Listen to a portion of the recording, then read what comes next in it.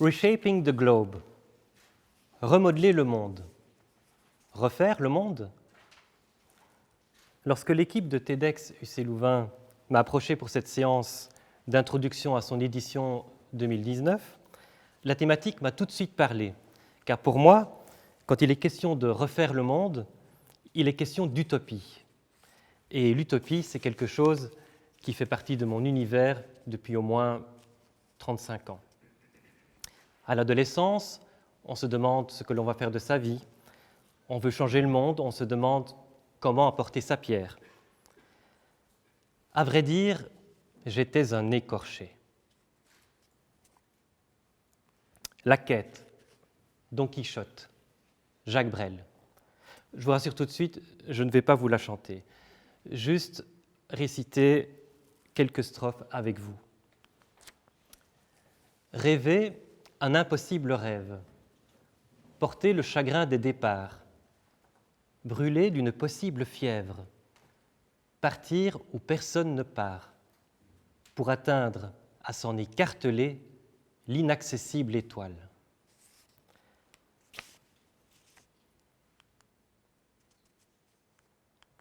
Un impossible rêve, l'inaccessible étoile, partir où personne ne part. À 20 ans, je trouve sur mon parcours le professeur Koen Bouy, professeur de philosophie morale aux facultés Saint-Ignace à Anvers. Et je retombe avec lui sur Don Quichotte. Combattre des moulins. C'est bien beau. Vraiment? C'est édifiant. Édifiant. Partir où personne ne part. Le prof de philo nous parle de l'île Utopia de Thomas More.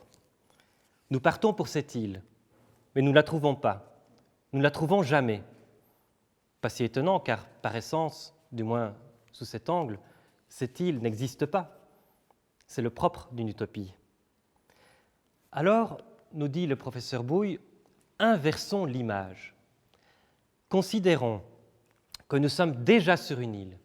Oh, cette île n'est pas parfaite, cette île n'est pas idéale, mais c'est une terre ferme. Et considérons l'océan qui l'entoure comme un océan de possibilités pour notre action. Waouh, quel changement de perspective! L'utopie ou la guerre? S'il y a bien quelqu'un qui m'a également passionné dans mon parcours, c'est Jean Baréa, professeur émérite de notre université, théoricien des relations internationales et qui a élaboré une sociologie de l'utopie dans son ouvrage « L'utopie ou la guerre ». Où, comment, dans quel contexte, dans quelles conditions les utopies naissent, se diffusent et parfois prennent corps dans les réalités du présent. Mon propos va donc être de voir avec vous, qui êtes a priori des refaiseurs de monde, à moins que vous soyez ici par hasard, ce qui m'étonnerait quand même, de voir avec vous la force de frappe que les utopies peuvent avoir sur le réel, de voir avec vous quelle prise vous pouvez avoir sur le réel. Que c'est dans des contextes de crise que les utopies s'offrent à nous comme des opportunités pour le changement. Et enfin, et ce n'est pas une mince question, il y a également la question de savoir si toutes les utopies se valent. Commençons par un cas concret en revenant à l'ouvrage de Jean Baréa. Regardez, il est sous-titré « D'Erasme à la crise des euromissiles ». Eh bien, Jean Baréa prend le cas de la construction politique de l'Europe.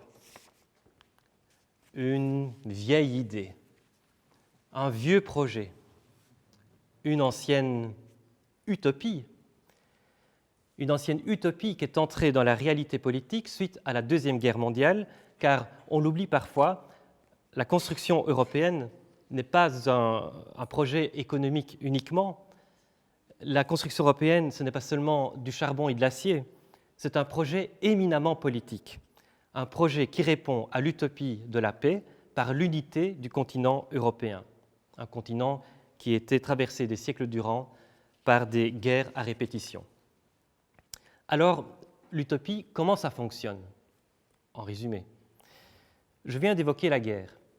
Les utopies naissent des crises du réel, des contextes propices à l'émergence d'une pensée critique de refus du monde tel qu'il est et de construction d'alternatives, de construction d'un autre monde, d'autres mondes.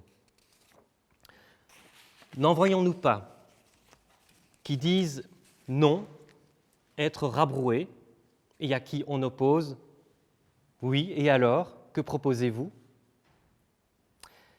Mais ce non s'inscrit dans l'essence même de la phase initiale du phénomène de l'utopie. Aussi dirais-je aux jeunes et moins jeunes qui vivent cette situation, courage, tenez bon, persévérez.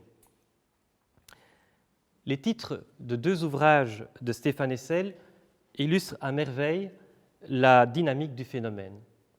Indignez-vous, engagez-vous. Indignez-vous, c'est le non opposé à un réel que l'on refuse. Engagez-vous, c'est l'invitation à s'engager dans l'élaboration d'alternatives au réel. Alors me direz-vous, c'est bien beau de rêver, de concevoir, d'imaginer des alternatives au réel, des idées. Encore faut-il que ces idées se diffusent dans la société. Encore faut-il que de nouvelles narrations du monde conquièrent des audiences. Ideas were spreading. Que ces idées aient cette force de pertinence de sorte à trouver éventuellement un débouché, une réalisation. Éventuellement, et pas toujours.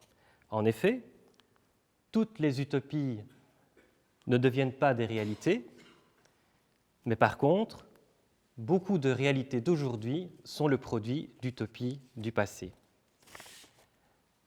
L'abolition de l'esclavage, le suffrage universel pour tous les hommes, pour toutes les femmes, la sécurité sociale, chose encore inconnue au XIXe siècle.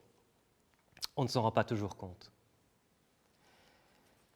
Seuls ceux qui sont assez fous pour penser qu'ils peuvent changer le monde y parviennent, écrit Henri Dunant, qui, bouleversé par le carnage de la bataille de Solferino en 1859, où sont abandonnés à leur sort et sans soin les blessés des camps ennemis, Henri Dunant qui diffuse son indignation et son utopie dans son ouvrage « Un souvenir de Solferino », impulsant la fondation du Comité international de la Croix-Rouge.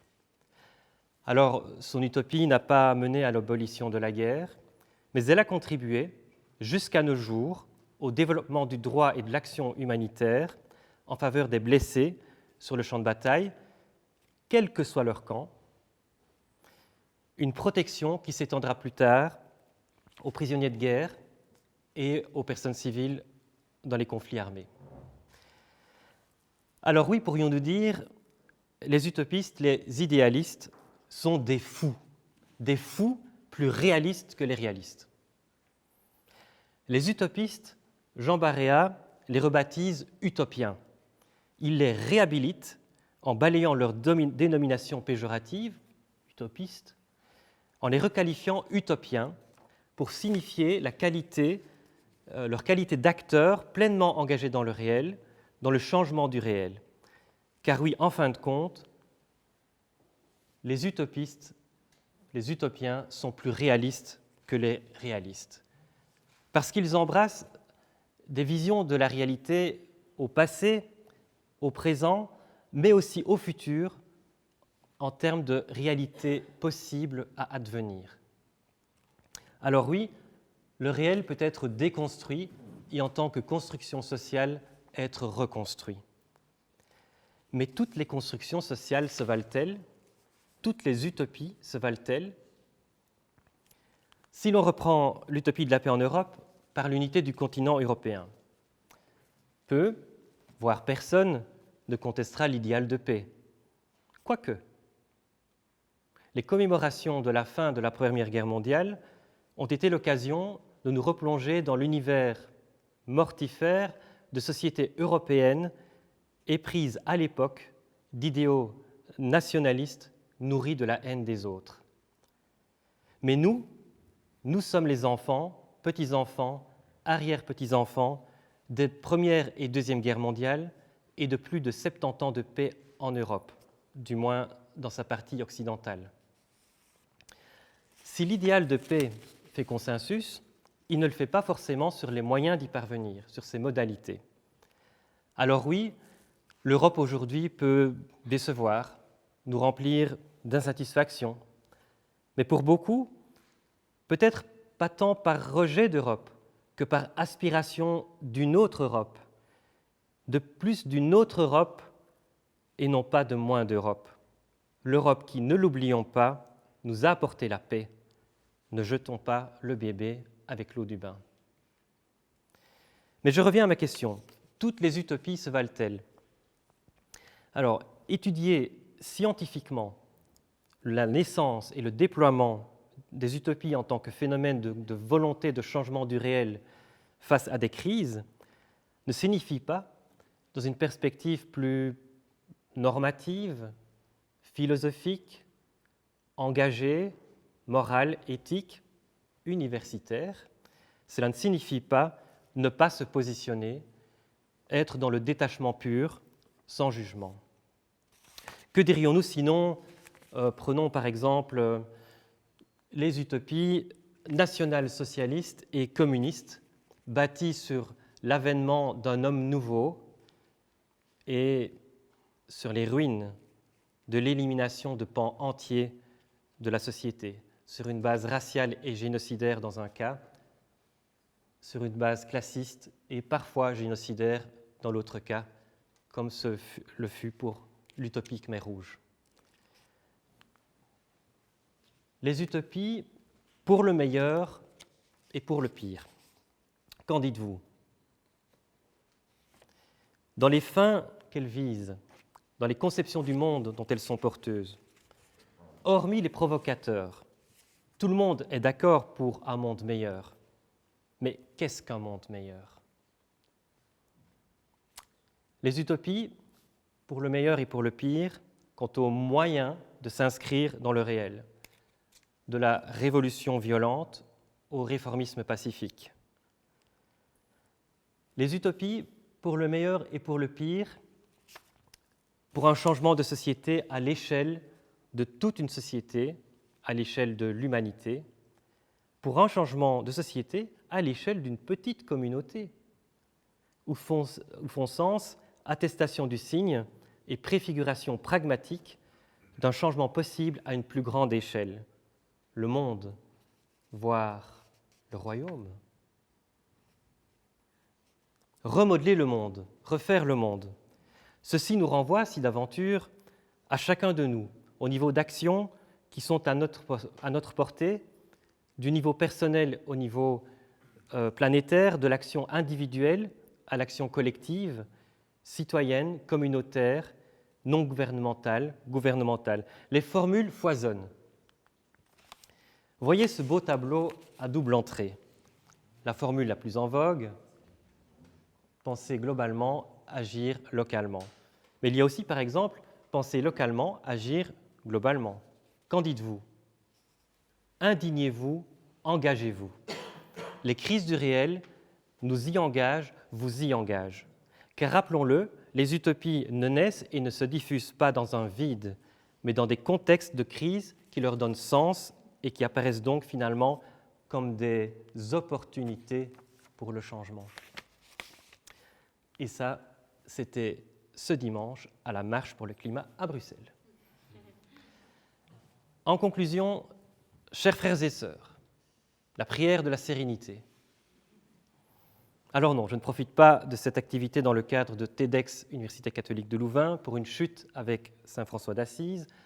La prière de la sérénité, qu'il n'aurait sans doute d'ailleurs pas désavouée, lui est en fait erronément attribuée. Je vous parlais d'idéal de paix en Europe. Eh bien, cette prière, elle est de Reinhold Niebuhr, un théologien protestant américain qui a fortement marqué le courant idéaliste de la discipline des relations internationales suite à la Première Guerre mondiale. Mon Dieu, donnez-moi la sérénité d'accepter les choses que je ne peux changer, le courage de changer les choses que je peux changer et la sagesse d'en connaître la différence. Alors, rêvez un impossible rêve et peut-être se réalisera-t-il. Partez où personne ne part et peut-être de nouvelles réalités émergeront-elles des océans. Bonne aventure!